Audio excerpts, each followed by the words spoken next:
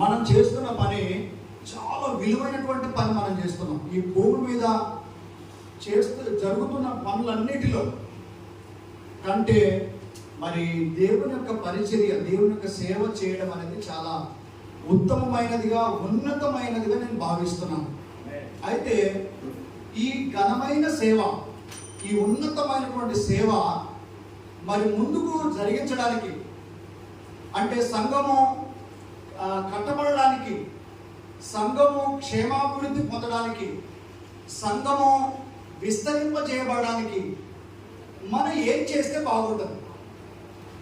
మన వంతుగా దేవుడు మనం పిలిచాడు, దేవుడు సేవ చేయమని, మన నమ్మకస్తులుగా ఉండమని దేవుడు మనం పిలిచాడు.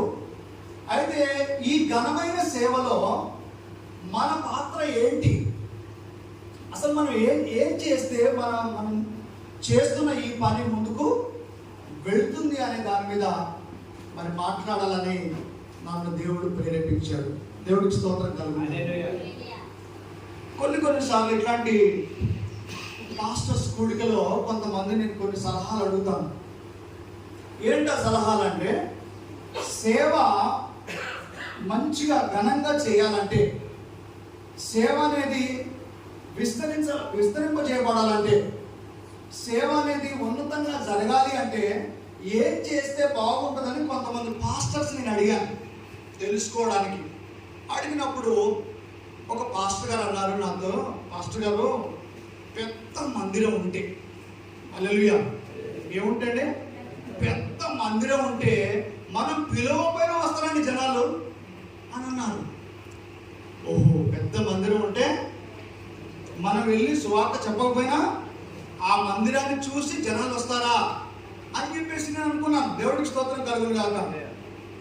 తర్వాత మరికొన్ని నెలల్లో, మరికొన్ని రోజులలో మళ్ళీ కొంతమందిని ఇట్లా తెలుసుకోవడం, ఎట్లా సేవ డెవలప్ కావాలి, ఎట్లా సంఘం విస్తరించాలి, ఎట్లా సంఘం కట్టబడాలి అని నేను ఆలోచన చేస్తున్నప్పుడు కొంతమంది ఇచ్చినటువంటి ఆలోచన మీకు చెప్తాను. ఏం చెప్పారంటే, ఏం లేదండి, పెద్ద పెద్ద మీటింగ్స్ పెడితే, మంచి మంచి మీటింగ్స్ పెడితే జనాలు ఆటోమేటిక్గా వస్తారండి అని చెప్పారు. మరి మీటింగ్స్ పెట్టాలంటే డబ్బు కావాలి కదా నేను అన్నాను. మీటింగ్స్ పెట్టాలంటే ఏం కావాలండి? డబ్బు కావాలి కదండి అని అన్నాను. అవును, ఆ డబ్బు లేకనే మన సేవ నడవట్లేదని చెప్పాడు ఆయన. ఆ డబ్బు లేకనే మన సేవలు నడవట్లే, మన పరిచయం నడవట్లే. ఎక్కడేసిన గొంగళ లెక్క అక్కడే ఉండిపోతున్నాయి. అదే డబ్బులు ఉంటేనా సేవ దున్ని పడేసేవాడిని అని చెప్పేసి అన్నాడు ఆయన. నాకు ఆశ్చర్యం అనిపించింది. ఓహో, అయితే డబ్బులు బాగా ఉంటే పెద్ద పెద్ద మీటింగ్స్ పెడితే జనాలు వస్తారేమో అని అనుకున్నాను. దేవుడికి స్తోత్రం కలుగుతుంది. ఇంకొక సేవకుని అనుకుంటే ఏమన్నాడంటే, వాళ్ళకంటే ఫారిన్ సపోర్ట్ ఉందండి, అందుకనే వాళ్ళ పరిచయం ఎట్లా అభివృద్ధి అవుతుందండి. మనకి ఏముందండి, మనకు ఫారిన్ సపోర్ట్ లేకపోవడం వల్ల సేవ జరగట్లే. ఫారిన్ సపోర్ట్ ఉంటే సేవ ఎక్కడ పడితే అక్కడ మీటింగ్లు పెట్టి, ఎక్కడ పడితే అక్కడ చర్చిలు కట్టేసి అద్భుతకరంగా జరుగుతుందని చెప్పాడు. దేవుడికి స్తోత్రం కలుగుతుంది కాక. హల్లెలూయా. ఇంకొక పాస్టర్ గారు ఏమన్నారంటే, మందిరం రోడ్డు పక్కన ఉండాలండి. మందిరం ఎక్కడ ఉండాలి? మా మందిరం లోపెట్టుకుంది అయ్యారు, అందుకనే జనాలు ఎవరు రావట్లే. అదే రోడ్డు పక్కన, కరెక్ట్గా సెంటర్లో రోడ్డు పక్కన గడితే మాత్రం జనాలు అట్లా వచ్చేస్తారండి అని అన్నారు. ఇవన్నీ నిజమేనా? ఇవన్నీ వాస్తవా?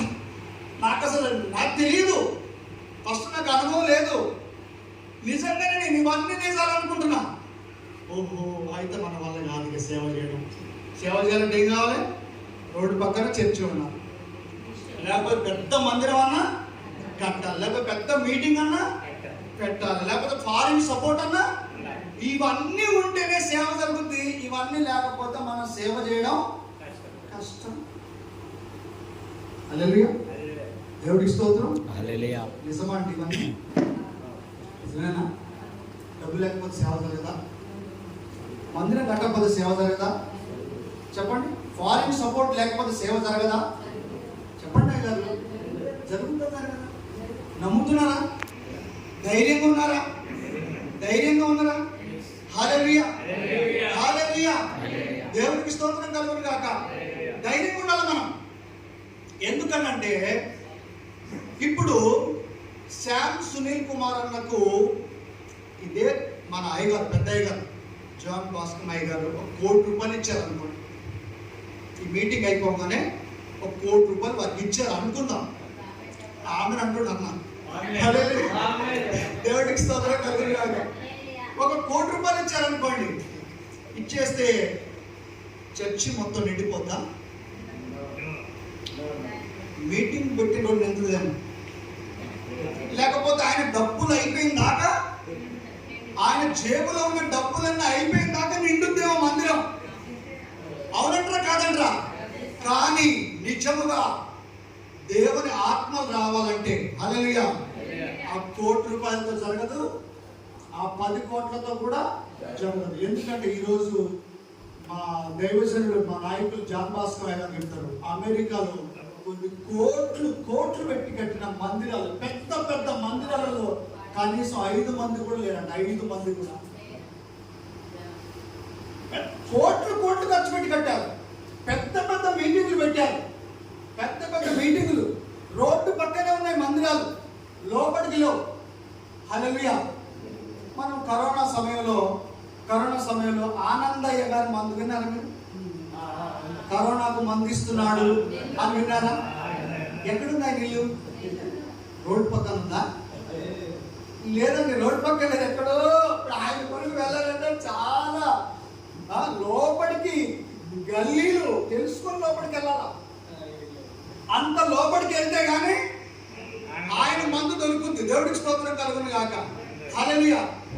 ఎందుకంటే ప్రజలు ఆయన దగ్గరికి వెళ్ళారు? అంత మారుమూల, అసలు ఆ ఊరోళ్ళంతా అసలు ఏం చేయాలో అర్థం కాలేదట. ఆనందయ్య కరోనా మందు అసలు ఆ ఊరోళ్ళకి ఏం అర్థం కాలేదట. ఏంద్ర బాబు ఇట్లా వస్తుంది జనం అని. దేవుడికి స్తోత్రం కలుగుతుంది అంట. అంటే ఆయన దగ్గర ఉన్న డబ్బు చెక్ జరిగిందా? రోడ్డు పక్కన వాళ్ళ షాప్ ఉండడం వల్ల జరిగిందా? కాదండి. ఇవన్నీ దైవజనులారా, ఇవన్నీ నిజమైన అపోహలు. ఎటువంటి అపోహలు అంటే, డబ్బుంటే సేవ జరుగుతుంది, మందిరం ఉంటే సేవ జరుగుతుంది కదా, మీటింగులు పెడితే సేవ జరుగుతుంది, రోడ్డు పక్కన చర్చి ఉంటే సేవ జరుగుతుంది, ఫారిన్ సపోర్ట్ ఉంటే సేవ జరుగుతున్నది. పచ్చి అబద్ధం. అందులో ఎంత మాత్రం నిజమో లేదు. దయచేసి వీటి కొరకు ఆశపడితే కనుక ఎన్నడూ నీ సేవ ముందుకు కొనసాగించాలి. హల్లెలూయా. ఇప్పుడు సేవ మంచిగా జరగాలంటే, సేవ మంచిగా ముందుకు పోవాలంటే ఇప్పుడు మనం ఏ పద్ధతిని అనుసరిస్తే బాగుంటుందో మీరు చెప్పండి. మనం ఫ్రెండ్లీగా డిస్కస్ చేద్దాం అనుకున్నారా? అయ్యా అయ్యగారు అంటున్నారు సువార్త చెప్పాలంటున్నారు. హల్లెలూయా. అమ్మా వ్యక్తిగతంగా సువార్త చెప్పాలి. అమ్మా సహాయం చేస్తూ చేయాలి. దేవుడికి స్తోత్రం.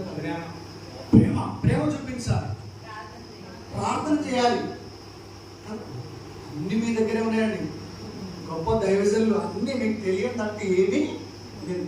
మీరు చెప్పిన అన్ని రైట్, ఒక్కటి కూడా తప్పు లేదు. సేవ జరగాలంటే ఖచ్చితంగా ప్రార్థన కావాలి, ప్రేమ కావాలి కదా. ఇంకేమన్నారు? సువార్త చెప్పాలి, వ్యక్తిగతంగా సువార్త చేయాలి. అప్పుడే సేవ అనేది మంచిగా జరుగుతుందని చెప్తున్నారు. అయితే సేవ జరగడానికి, సేవ విస్తరించడానికి, సంఘ క్షేమాభివృద్ధి పొందడానికి మరి మనం ఎవరిని మాదిరిగా తీసుకుంటే బాగుంటుంది? అయ్యా హల్లెలూయా. మనం ఎవరిని మాదిరిగా? సునీల్ అయ్య గారిని కాదు, లేకపోతే ప్రెసిడెంట్ అయ్య గారిని కాదు, లేకపోతే సతీష్ కుమార్. చాలా మంది సతీష్ కుమార్ గారు పెద్ద సంఘాన్ని కట్టారండి. అసలు అట్లా కట్టాలంటే ఏం చేస్తే బాగుంటుంది? కాదు, మన మాదిరి ఎవరు? యేసుక్రీస్తు. హల్లెలూయా. యేసుక్రీస్తే మన మాదిరి అండి. ఇప్పుడు యేసుక్రీస్తు తన సేవను ఎలా ప్రారంభించాడు అంటారు? నేను ఇదే చెప్పాలనుకుని వచ్చాను. యేసయ్య తన సేవ ప్రారంభిస్తున్నప్పుడు ఆయన ఎలా ప్రారంభించాడు? ఫస్ట్ ఏం చేశాడు? ప్రార్థన చేశాడు. మంచిది. అయ్యా ప్రార్థించింది నెరవేర్చాడు. హల్లెలూయా. ఇప్పుడు తండ్రితో మాట్లాడడానికి ప్రార్థన, అది కామన్ వర్డ్, కామన్గా ప్రార్థన. కానీ తన సేవ డెవలప్ కావడానికి, విస్తరించడానికి ఆయన తీసుకున్న నిర్ణయం. హల్లెలూయా. అయ్యా దేవుడికి మహిమ కలుగుగా. అయ్యగారు చెప్తున్నారు, ఏమంటున్నారు? మొట్టమొదటిగా యేసు ప్రభు వారి శిష్యులను తయారు చేశాడు. దేవుడికి స్తోత్రం. ఫస్ట్ ఆఫ్ ఆల్ చేయాల్సింది ఏంటంటే శిష్యులను తయారు చేసుకున్నాడు. యేసు ప్రభు చేసి చెప్తున్నాను, మనం చేసేది కాదండి. ఆయన మొట్టమొదటిగా సేవను స్టార్ట్ చేసినప్పుడు ముందుగా 12 మందిని ఆయన వెతుక్కున్నాడు, ఆయన సెలెక్ట్ చేసుకున్నాడు. వాళ్ళ కొరకు ఎంతో దూరం నడుచుకుంటూ వాళ్ళ దగ్గరికి వెళ్ళాడు. దేవుడు వాళ్ళు ఎక్కడెక్కడ ఉన్నారో వాళ్ళ దగ్గరికి వెళ్ళి వాళ్ళని దర్శించి వాళ్ళతో మాట్లాడి వాళ్ళను తన దగ్గర పెట్టుకొని, హల్లెలూయా, ఏం చేస్తున్నారండి? తన దగ్గర ఎన్నుకోవడం ముఖ్యం కాదు. అక్కడ ఎన్నుకోవడం అంటే యేసుని ఎంతమంది వెంబడించారండి? కొన్ని వేల మంది వెంబడించారు. మనం ఆయన మత్తయి సువార్త 5వ అధ్యాయంలో మనం చూస్తే కొండ మీద ప్రసంగం అప్పుడు ఎంతమంది ఉన్నారండి? 5,000 మంది ఉన్నారని చెప్పి రాయబడింది కదా. ఆయన ప్రత్యేకమైన శిష్యులు ఎంతమంది ఉన్నారండి? 70 మంది ఉన్నారని రాయబడింది. శిష్యులైన వాళ్ళు 70 మంది ఉన్నారు. తర్వాత 12 మంది అయ్యారు. ప్రత్యేకమైన వారు 12 మంది. మళ్ళీ 12 మందిలో ప్రత్యేకమైన వారు ముగ్గురు. పేతురు, యోహాను, యాకోబు. దేవునికి స్తోత్రం కలుగును. హల్లెలూయా. హల్లెలూయా. యేసు తన పనిని ముందుకు తీసుకొని వెళ్ళడానికి ముందుగా సేవ, ఆయన ప్రసంగం చేయడం కాదు, ఆయన సువార్త ప్రకటించడం కాదు, మొట్టమొదటి దయ్యాలు వెళ్ళగొట్టడం కూడా కాదు. హల్లెలూయా. తను మొట్టమొదటిగా చేసేది శిష్యులను తయారు చేశాడు. First of all. హల్లెలూయా. దేవునికి స్తోత్రం కలుగును. మొట్టమొదటిగా శిష్యులు తయారు చేసుకున్నాడు. శిష్యులు తయారు చేసుకొని ఆ శిష్యులతోటి ఆయన ఎంతగా అంటే ఒక్కొక్కసారి ఆయన ఉదయం అంతా ఏం చేస్తాడు? ఆయన ఉదయం అంతా సువార్త చెప్తాడు, ఉదయం అంతా వేసే సువార్త చెప్తాడు. మళ్ళీ రాత్రి వరకు ఆయన సువార్త చేసి ఎక్కడో అక్కడ కాస కొద్దిసేపు విశ్రాంతి తీసుకుందామని ఆయన వస్తాడు. వచ్చిన తర్వాత ఈ 12 మంది శిష్యులు ఏమడుగుతారంటే ఆయన్ని, అయ్యా అక్కడ జనసమూహంలో చాలా విషయాలు మాట్లాడేవారు, మా బుర్రకు అర్థం కాలేదు, ఏంటి ప్రభా ఏం చెప్పావు అక్కడ అని చెప్పేసి అడిగితే మళ్ళీ వాళ్ళకు ఓపికతో, యేసయ్య ఓపికతో వాళ్ళకు వివరంగా చెప్పిన తర్వాత, ఇప్పుడు ఉదయం అంతా పరిచయం చేసిన తర్వాత, ఉదయం అంతా పని చేసిన తర్వాత అలసిపోతారు కదా. యేసు కూడా శరీరంతోనే ఉన్నాడు కదా, అలసిపోతారు కదండి. అలసిపోయిన తర్వాత శిష్యులందరూ అన్నీ అడిగిన తర్వాత, చిన్న ప్రార్థన చేసుకున్న తర్వాత, వాళ్ళు పడుకున్న తర్వాత యేసయ్య ఏం చేసేవాడు? మళ్ళీ ఆయన వేదనతో ఆయన ప్రార్థించేవాడు. హల్లెలూయా. చూడండి, యేసు సేవ ఎలా ఉంది, యేసు పరిచర్య ఎలా ఉంది, ఆది అపోస్తలులు సేవ ఎలా చేశారు, ఏం చేశారు వాళ్ళు, ఎంత శ్రమ పడ్డారు వాళ్ళు, ఎంత ఇబ్బందులు పడ్డారు వాళ్ళు, వాళ్ళకున్నటువంటి ఇబ్బందులు ఇప్పుడు మనకు ఉన్నాయా, వాళ్ళకున్న శ్రమలు మనకు ఉన్నాయా, వాళ్ళకున్న బాధలు మనకు ఉన్నాయా? ఇవన్నీ ఏమి లేవు. ప్రశాంతంగా మనం ఎక్కడో ఒక చోట సేవకు ఇబ్బంది జరుగుతుంది, కానీ చాలా చోట్ల ప్రశాంతంగానే జరుగుతాం. అయినప్పటికీ కూడా మన సంఘం అనేది విస్తరించట్లేదు, అయినప్పుడు కూడా మన సంఘము అభివృద్ధి చెందట్లేదు, అయినప్పుడు కూడా మన సంఘము ఏం జరగట్లేదు. దేవుడికి స్తోత్రం కలుగుతున్నాడు. హల్లెలూయా. కాబట్టి ఏం చేస్తే సేవ అభివృద్ధి అవుతుంది అనుకుంటున్నారు? ఏం చేస్తారు? నేను అనుకున్నాను, కొంతకాలం పాటు అనుకున్నానండి. ఏమనుకున్నానంటే, అసలు అద్భుతాలు చేస్తే ఏంటండి, అద్భుతాలు చేస్తే, ఎందుకంటే ఆ చర్చిలో అద్భుతాలు జరుగుతున్నాయి కాబట్టి జనాలందరూ అక్కడికి వెళ్ళిపోతున్నారు. నాకు కూడా అద్భుతాలు చేసే శక్తి ఉంటే జనాలందరూ మళ్ళీ ఇటు వచ్చేస్తారు. కొంతమంది ప్రవచనాలు, సరే మంచి ప్రవచనాలు చెప్పే వాళ్ళు ఉన్నారు, అబద్ధ ప్రవచనాలు చెప్పే వాళ్ళు కూడా ఉన్నారు. అయితే ఈ అబద్ధ ప్రవచనాలు చెప్పి ప్రజలందరినీ చాలా మంది మోసం చేసేవారు ఎక్కువ మంది అయిపోయారు. హల్లెలూయా. చూడండి, భాషలు మాట్లాడి రకరకాలుగా చేస్తే ఇవన్నీ నేను తప్పనట్లేదు. సేవలో యేసు ప్రభు ఇవన్నీ ఉపయోగించాడు కానీ అద్భుతాలు జరగకపోవడం వల్ల సేవ జరగట్లేదు, లేకపోతే నాకు ప్రవచన వరం లేకపోవడం వల్ల సేవ జరగట్లేదు, లేకపోతే నా చర్చిలో సౌండ్ సిస్టమ్ మంచి మ్యూజిక్ సిస్టమ్ లేకపోవడం వల్ల నా చర్చికి జనం రావట్లేదు అనేది అబద్ధం. అందులో ఎంత మాత్రం నిజం లేదు. హల్లెలూయా. దేవునికి స్తోత్రం కలుగును గాక. అన్నిటికంటే యేసు ఉపయోగించిన అద్భుతమైన వెపన్ ఏంటిది చెప్పండి. మీ అందరికీ తెలుసు కాబట్టి అడుగుతున్నాను. యేసు తన సేవను విజయవంతంగా ముందు తీసుకుపోవాల్సిన వెపన్ ఏంది? మంచి ఆయుధము, వాక్యం అనే ఖడ్గం. హల్లెలూయా. అద్భుతాలు చేసిండు, దయ్యాలు బంధించిండు, చనిపోయిన లేపిండు, అన్నీ ఒక ఎత్తు అయితే వీటి ద్వారా ఆయన సేవ చేయలే. ఇప్పుడు 12 మంది శిష్యులలో ఎవరిలో ఉన్న దయ్యాన్ని వెళ్ళగొట్టిండు ఆయన. 12 మంది శిష్యులు ఉన్నారండి. ఎవరిని వాళ్ళలో ఉన్న దయ్యాన్ని వెళ్ళగొట్టడం, వాళ్ళలో ఉన్న రోగాన్ని పోగొట్టడం, వాళ్ళకి అప్పులలో సహాయం చేయడం, అట్లాంటిది ఏమైనా చేశాడు యేసయ్య? 12 మందికి కేవలం ఏం బోధించాడు? 12 మందికి దేవుని వాక్యమే బోధించాడు ఆయన. మరి ఇంకేం చేయలేదండి. చాలా మంది ఏమనుకుంటున్నారంటే నా చర్చిలో వాక్యం ఉంది, నేను మంచిగా వాక్యం చెప్తున్నాను, అయినా కానీ జనాలు రావట్లేదని మనం బాధపడుతున్నాం. హల్లెలూయా. ఇంకా ఏం బాధపడుతున్నారంటే నేను వాడబడతలేదు, నాకు వాక్యం తెలుసు, నాకు మర్మాలు తెలుసు, నాకు వాక్యం తెలుసు, నేను బైబిల్ స్టడీ చేశా, నేను థియాలజీ చేశా, నేను ఎన్నో చేసిన కానీ నేను వాడబడతలేదు, నన్ను ఎవరు పిలవట్లేదు. ఎక్కడన్నా ఇప్పుడు ఆ మీటింగ్లో ఆ దైవజనుడు నేను పిలిచాను అంత దూరం నుంచి. ఇప్పుడు ఎక్కడ సూర్యాపేట నుండి వచ్చాడు వినేష్ మాస్టర్ గారు, ఆయన పిలిచారు. ఆయన ఏం చెప్పాడండి? అదే నాకు వస్తే నా సమయం దున్ని పడేసేవాళ్ళు అని మన హృదయాలలో ఇటువంటి ఆలోచన నాకు కూడా వచ్చాయి. ఇట్లాంటి ఆలోచనలు ఇన్ని వేల మంది వస్తే ఆయన అనవసరంగా టైం అంతా వేస్ట్ చేసినండి. అదే నాకు ఇస్తే కన్నా 4 ముక్కలు తీసి విసిరేవాడిని, అందరూ రక్షణ పొందేవాలనుకునేవాడిని. దేవుడికి మహిమ కలుగుతుంది. హల్లెలూయా. నిజంగా అది వాస్తవమా చెప్పండి? దేవుడు అలాగే కోరుకోమంటున్నాడా? వాడబడడం అనేది మంచిదే. ఒకవేళ దేవుడు వాడుకుంటే మంచిదే. ఒకవేళ దేవుడు నీకు మంచి మందిరం ఇస్తే మంచిదే. ఒకవేళ దేవుడు నీకు ఫారిన్ సపోర్ట్ ఇస్తే మంచిదే, తప్పేం కాదు అది. హల్లెలూయా.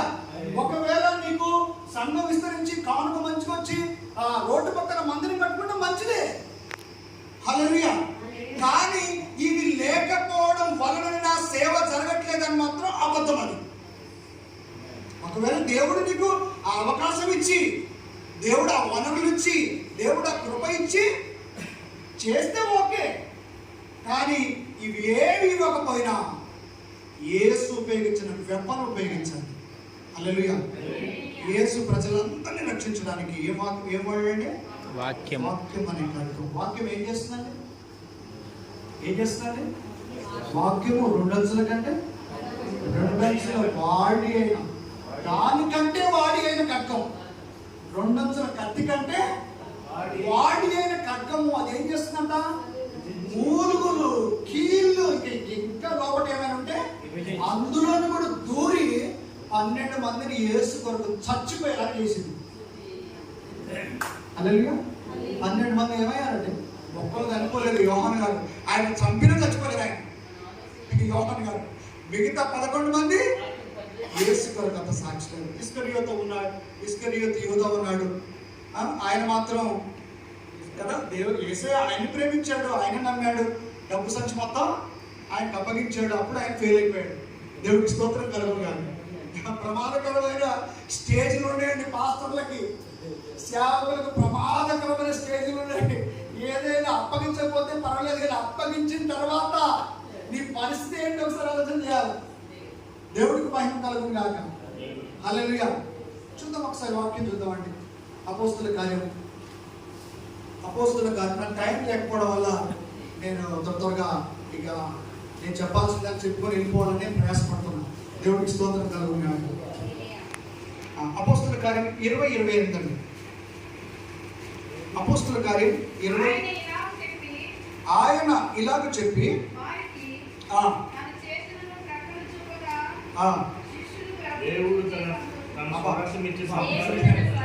అపోస్తుల కార్యం 20:28 దేవుడు తన స్వరక్తం నుంచి సంపాదించి తన సంఘమును కాయుటకు పరిశుద్ధాత్మను దేనియందు అధ్యక్షుడిగా ఉంచెను.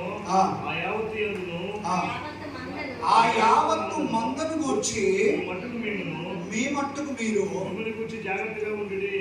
చూడండి, మందను గూర్చి జాగ్రత్తగా ఉండాలి, మిమ్మల్ని గూర్చి జాగ్రత్తగా ఉండాలి. ఈ 2 పాయింట్స్ గుర్తు పెట్టుకోండి. దేని గురించి అండి? మందను గురించి జాగ్రత్తగా ఉండండి, మీ మట్టుకు మిమ్మల్ని గురించి జాగ్రత్తగా ఉండండి. అలా ఈ 2 విషయాలు తేల్చేద్దాం. ఇప్పుడు మందను గురించి కాకుండా మొట్టమొదటి ఎవరెవరు చూసుకోవాలి? నన్ను నేనే చూసుకోవాలి. ఫస్ట్ మంద, తర్వాత ఫస్ట్ నేను సరైతే మంద కూడా సరైతుంది, నేను మంచిగా ఉంటే మంద కూడా బాగానే ఉంటుంది. హల్లెలూయా. కాబట్టి ఇప్పుడు నన్ను నేను అంటే అర్థం ఏంటంటే, నేను వాడపడతలేదు, నన్ను ఎవరు పిలవట్లేదు, నాకు అవకాశాలు రావట్లేదు, నాకు అసలు నా దరిద్రమేమో, ఇదేమో అదేమో. చాలా మంది సేవకులు, నాకు తెలిసి చాలా మంది సేవకులు కృంగిపోతున్నారు. నాకు చాలా వాక్యం తెలుసు కానీ నేను వాడబడతాను, ఎందుకు నా జీవితం ఇట్లయితుంది అని కృంగిపోతున్నారు చాలా మంది ఉన్నారు. హల్లెలూయా. అయితే దేవుడు అంటున్నాడు, అయ్యా నిన్ను గూర్చి నువ్వు ఫస్ట్ జాగ్రత్తగా చూసుకో. ఏం చూసుకోవాలంటే, నీ అంతటా నీవు దేవునికి నువ్వు సరెండర్ అయిపోవాలి.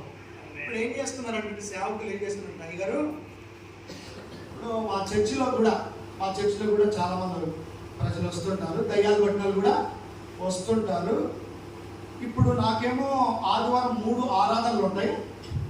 ఇప్పుడు ఒక దయ్యం పట్టిన వ్యక్తిని ముందు తీసుకొస్తారు.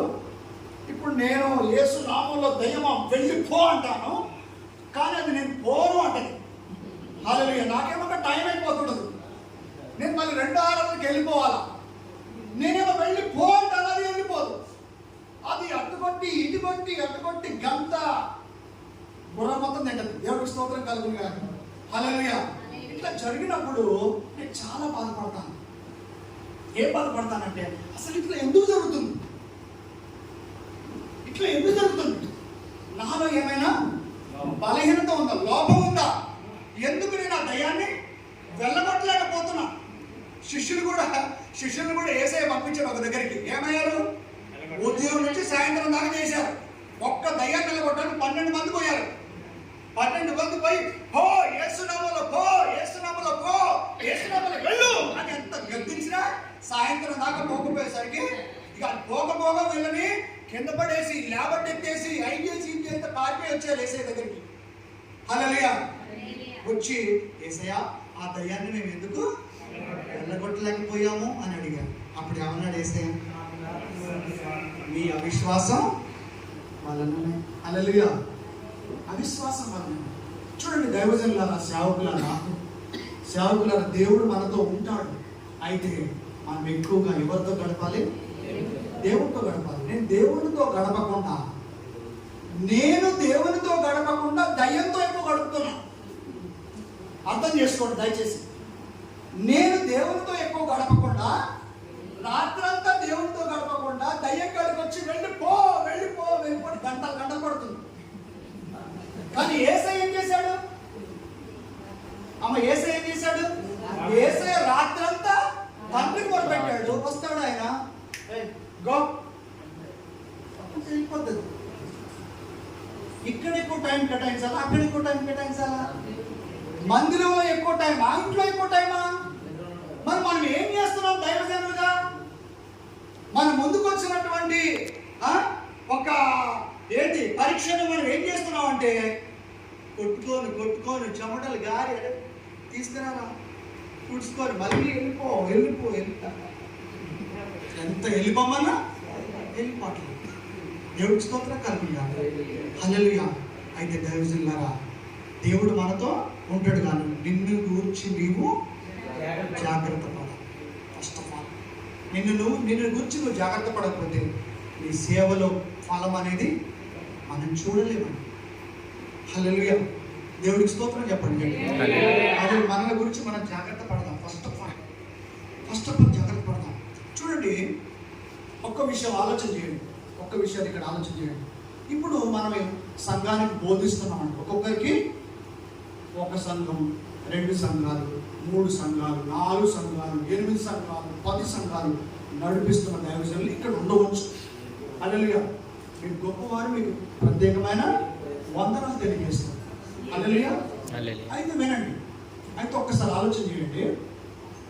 ఇప్పుడు మీ మందని గురించి అన్న మాట మనం విన్నాం. మీ మందని గురించి కూడా జాగ్రత్త పడండి.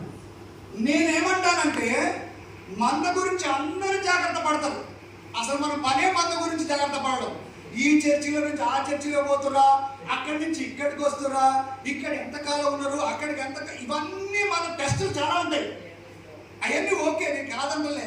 మీ మందని కాపాడుకోవడానికి మేము ఎంతో ప్రయత్నం చేస్తున్నాం, బాగానే ఉంది. కానీ దేవుడు అంటున్నాడు, నిన్ను గూర్చి నువ్వు జాగ్రత్త పడమని చెప్పిన అర్థం ఏంటంటే, ఫస్ట్ నీ కుటుంబాన్ని గురించి కూడా నువ్వు జాగ్రత్త పడని చెప్పి దాని అర్థం అదనమాట. నేనంటే నేను ఒక్కని కాదు కానీ నాకెవరున్నారు, నాకు భార్య ఉంది, నాకు పిల్లలు ఉన్నారు. హల్లెలూయా. నేనంటే నేను ఒక్కనే కాదు, నిన్ను గూర్చి నువ్వంటే నేను ఒక్కరిని ఒంటరిగా లేను. నా భార్య ఉంది, నా పిల్లలు ఉన్నారు. అయితే ఇక్కడ ఒకసారి ఆలోచన చేయండి.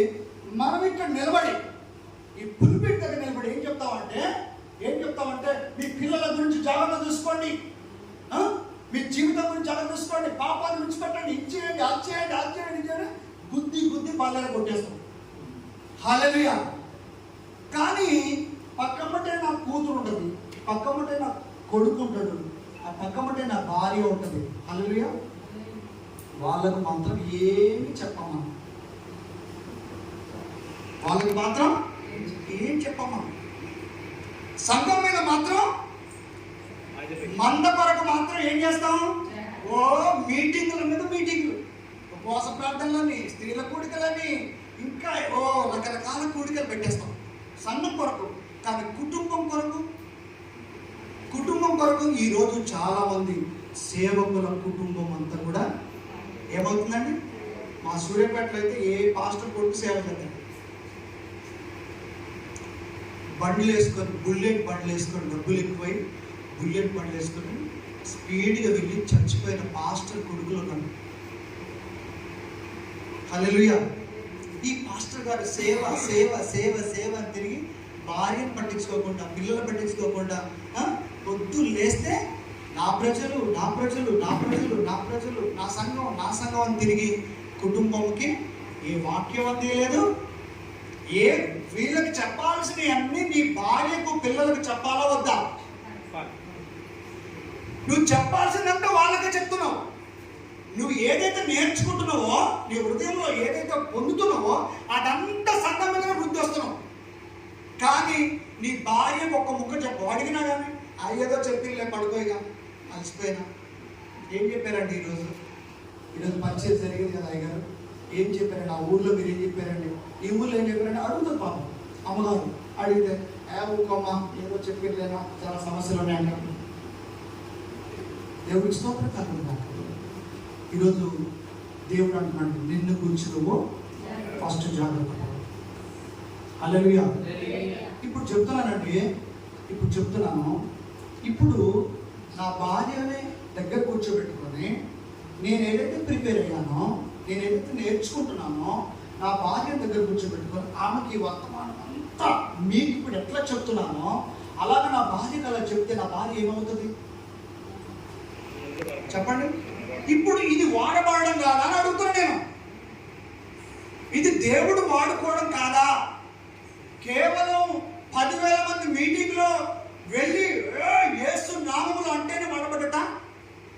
ఇక్కడ నా భార్యతో 1 గంట సేపు కూర్చొని ఆమెకు నేను తెలుసుకున్న లోతైన విషయాలు ఏదైతే ఉందో అవన్నీ పంచుకోవడం వాడబడడం కాదా అంటున్నా నేను. నా పిల్లల్ని కూర్చోబెట్టుకొని సాయంత్రం పూట ప్రేయర్ లేనప్పుడు నా పిల్లల దగ్గర కూర్చోబెట్టుకొని వాళ్ళకు నేను నేర్చుకున్నా, వాళ్ళకి అర్థమయ్యే రీతిలో వాళ్ళకు బోధించడం అనేది ప్రసంగికుడుగా నేను వాడబడడం కాదా అంటున్నా నేను. కాదండి? హల్లెలూయా. నా అన్నతోనో నా అక్కతోనో చెల్లితోనో ఎవరితో నా బంధువులతోటి నేను కూర్చొని వాళ్ళతో డిస్కస్ చేయడం అనేది వాడబడడం, దేవుని చేత వాడబడడం కాదా? లేకపోతే ఇప్పుడు సంఘంలో ఎంతో మంది సభ్యులు ఉంటారు, వాళ్ళు కూడా ఈ పొరుగు విశ్వాసంతో లేకపోతే వాళ్ళ అన్నదమ్ములతో అక్క చెల్లెలతో వాళ్ళతో డిస్కస్ చేయడం, దేవుని వాక్యం పంచుకోవడం, ఇది వాడబడడం కాదా?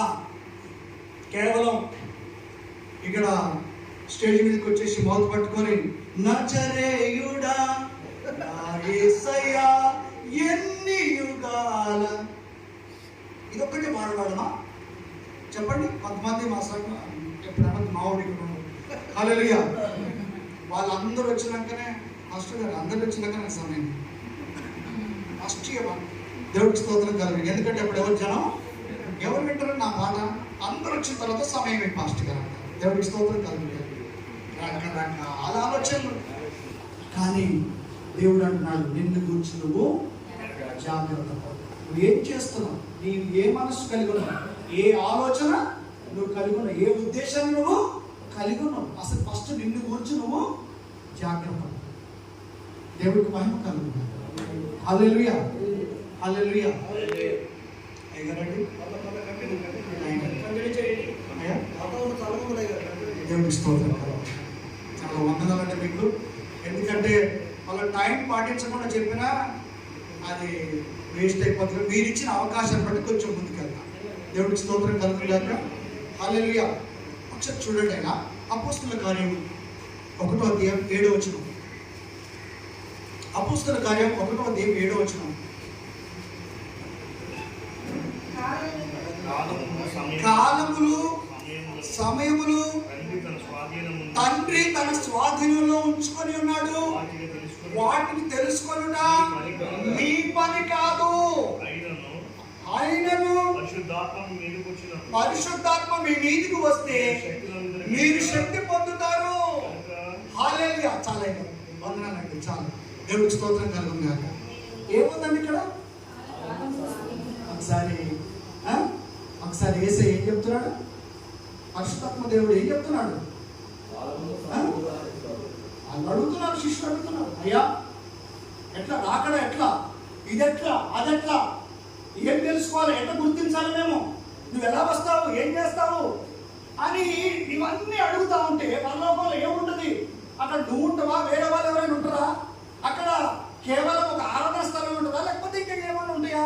ఇవన్నీ అడుగుతా ఉంటే అప్పుడు ఏమంటున్నాడు? అయ్యా కాలములు సమయాలు తెలుసుకున్నట. అంటే శిష్యులకు ఆ కృప ఇవ్వని దేవుడు. ఎంతో సేవ చేశారు, కానీ ఇవన్నీ తెలుసుకోవడం వాళ్ళకు అనుగ్రహించబడలే. అంత గొప్ప సేవ చేశారు, యేసు కొరకు హతసాక్షులు అయ్యారు, కానీ కాలాలు సమయాలు మర్మాలు ఇవన్నీ తెలుసుకోవడం మీ పని కాదు. ఇప్పుడు నేను చెప్పిన పని మీరు చేయండి. దేవుడికి స్తోత్రం అన్న తర్వాత ఇప్పుడు ఇంకొక వాక్యం చూడండి. కొలస్సీ పత్రిక 1వ అధ్యాయం 25వ వచనం. కొలస్సీ పత్రిక 1వ అధ్యాయం 25వ వచనం. 25, 26, 27, 28. చూడండి, దేవుని వాక్యమును యుగములలో తరములలో మరుగు చేయబడి ఉన్న మర్మము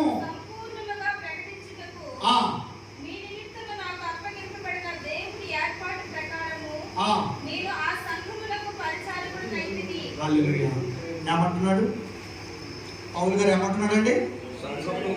యుగములలో తరములలో మరుగు చేయబడిన మర్మము ఇప్పుడు మీకు తెలుపుచున్నాము. హల్లెలూయా.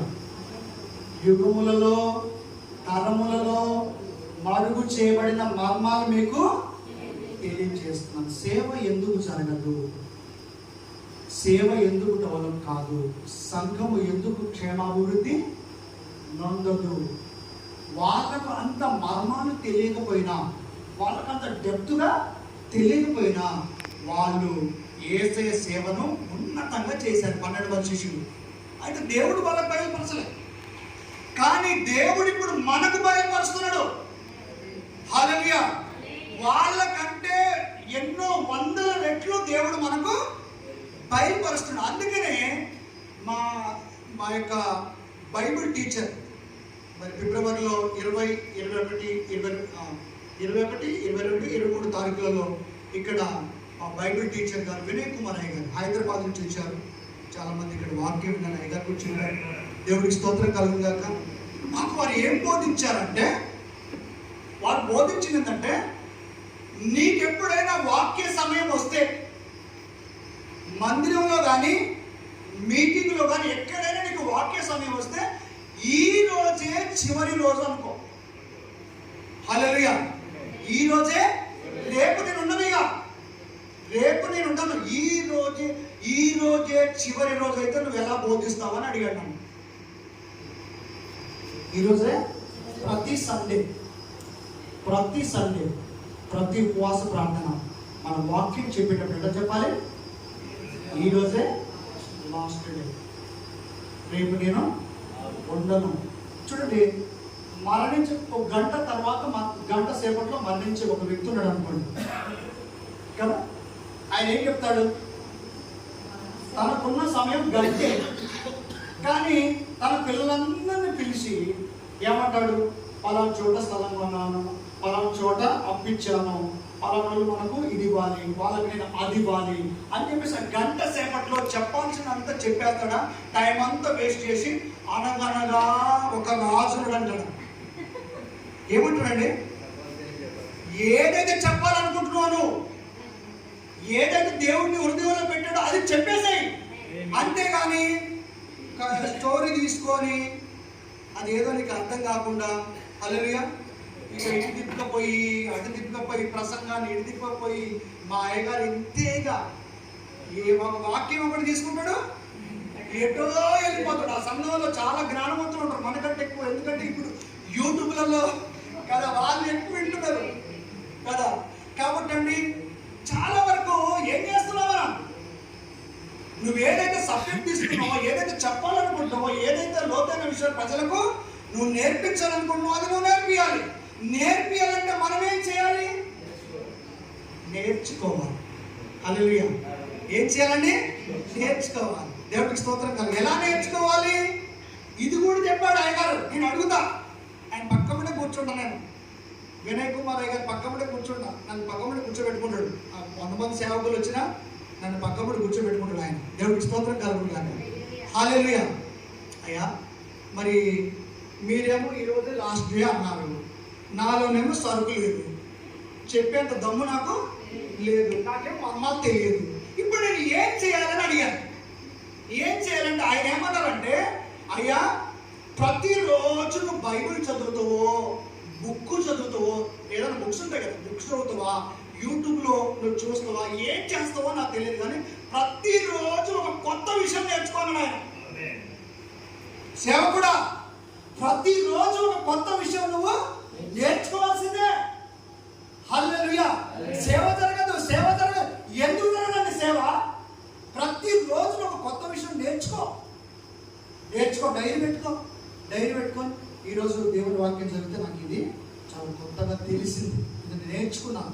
లేకపోతే ఇట్లా గొప్ప దైవజనుడు ఇదిగో అయ్యగారు సిలువన సాయి గారు చెప్తున్నప్పుడు నాకు ఈ మాట కొత్తగా తెలిసింది. కాబట్టి రాసుకో. ఇప్పుడు 30 డేస్లో ఎన్నైతే అండి?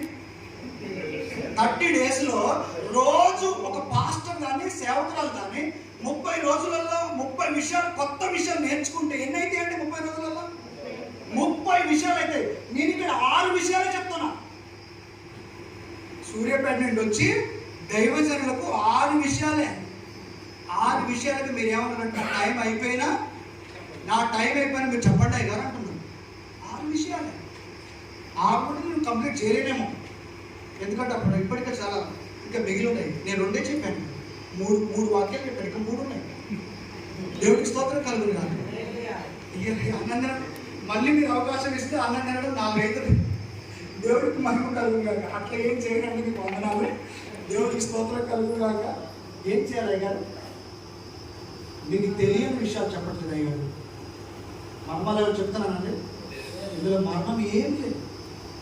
మర్మాలు మీకు తెలియని మర్మాలు నా దగ్గర ఏమీ లేవు. కానీ నిన్ను కూర్చు నువ్వు జాగ్రత్త పడు. ఈ రోజు నుంచి నీ సేవ ఎందుకు జరగదు? అసలు నువ్వెందుకు పని చేయలేవు? నువ్వెందుకు నిర్లక్ష్యంగా ఉంటున్నావు? ఎందుకు నువ్వు బలహీనంగా ఉంటున్నావు?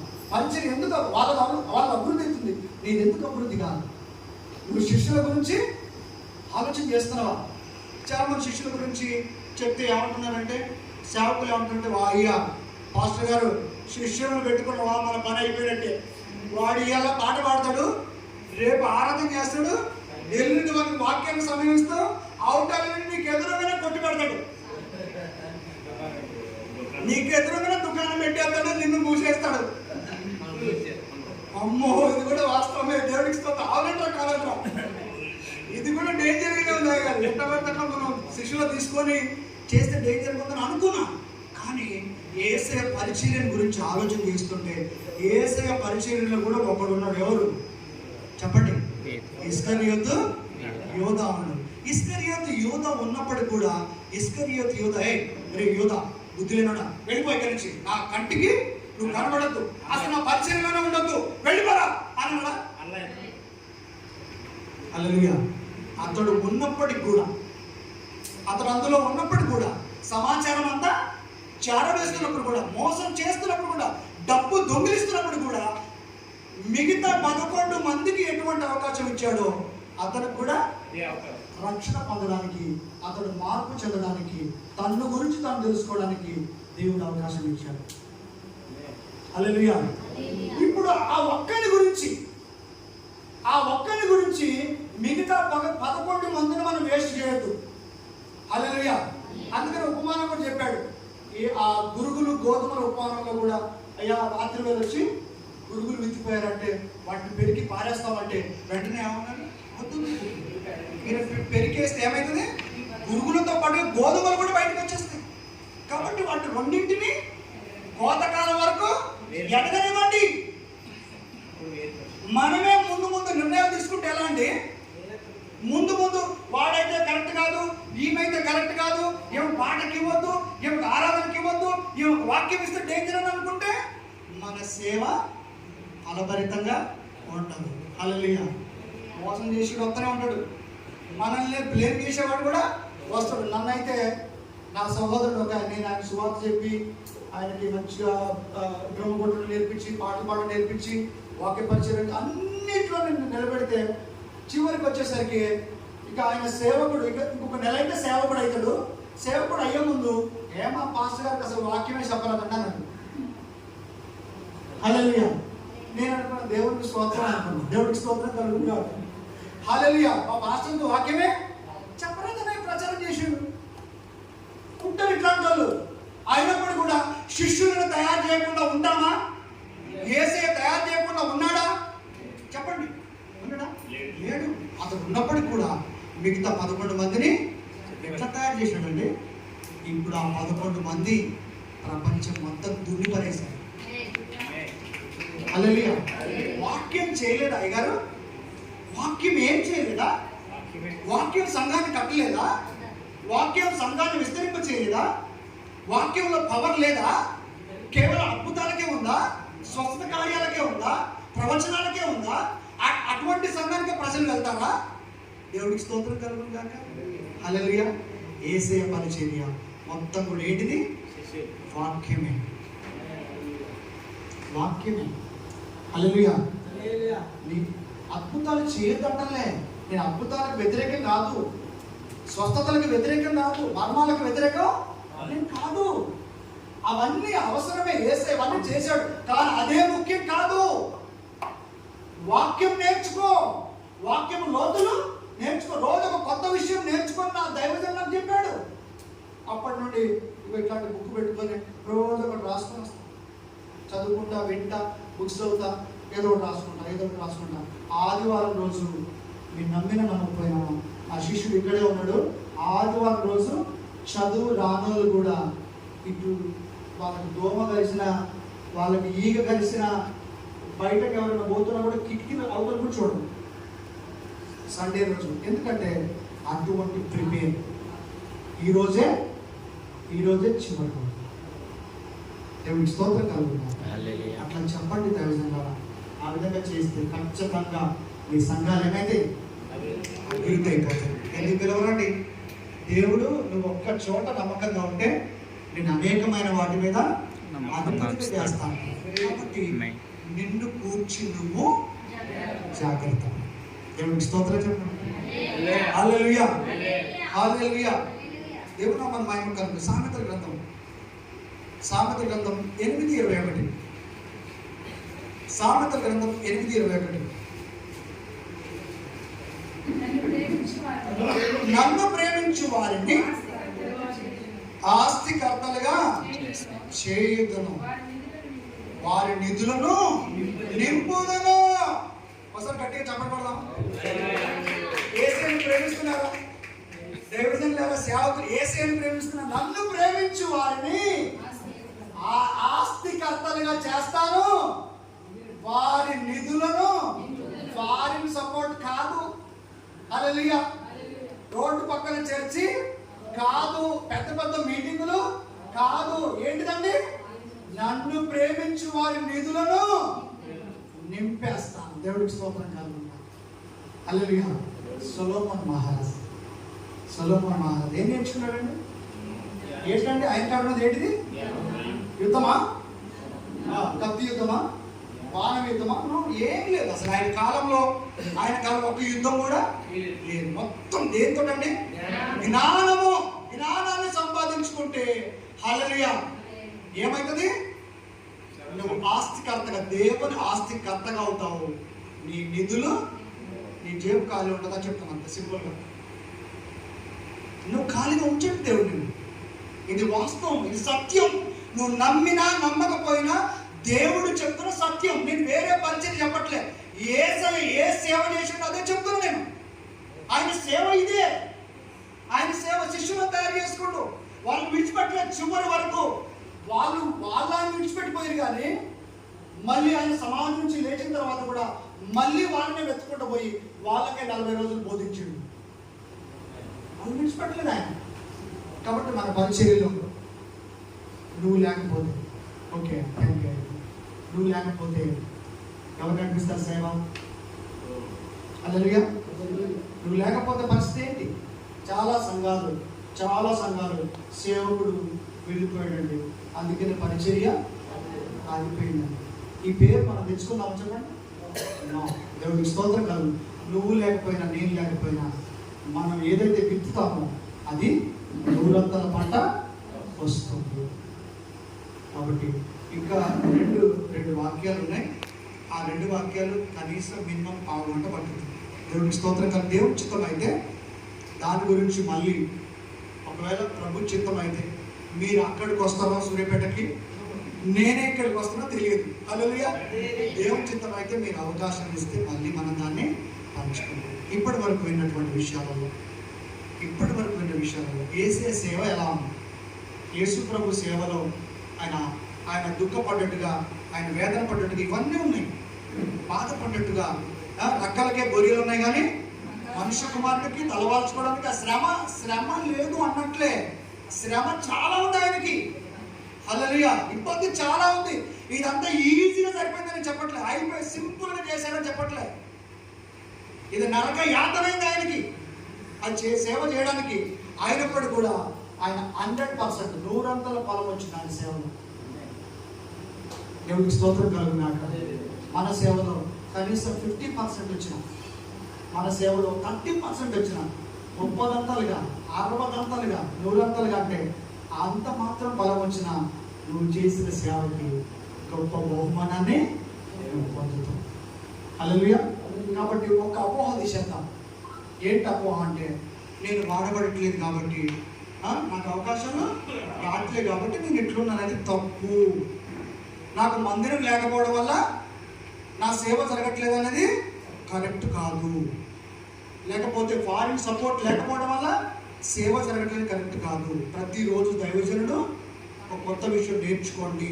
అలాగే నిన్ను గురించి నువ్వు జాగ్రత్త పడండి, కుటుంబాన్ని గురించి కూడా జాగ్రత్త పడండి. జాగ్రత్త పడుతూనే ప్రతిరోజు ఒక కొత్త విషయాన్ని నేర్చుకోండి. బోధించేటప్పుడు ఈ రోజే లాస్ట్ డే, ఇక రేపు నేను ఉండను కాబట్టి నా సంఘానికి కానీ కుటుంబానికి కానీ నా హృదయంలో ఉన్నదంతా నేను చెప్పేయాలన్న ఆ కసితో, ఆ భారంతో మనం పంచుకున్నట్లయితే అనేకమైన ఆత్మలు ఉజ్జీవింపజేయబడతాయి. దేవుడి మహిమ కలుగును గాక. దేవుడి మంచి మాటలు మనందరి హృదయాల్లో దీవించును గాక. ఆమేన్. థాంక్యూ. మరి ఇంతవరకు మీరంతా కూడా ఓపికతో, చాలా పెద్దోళ్ళు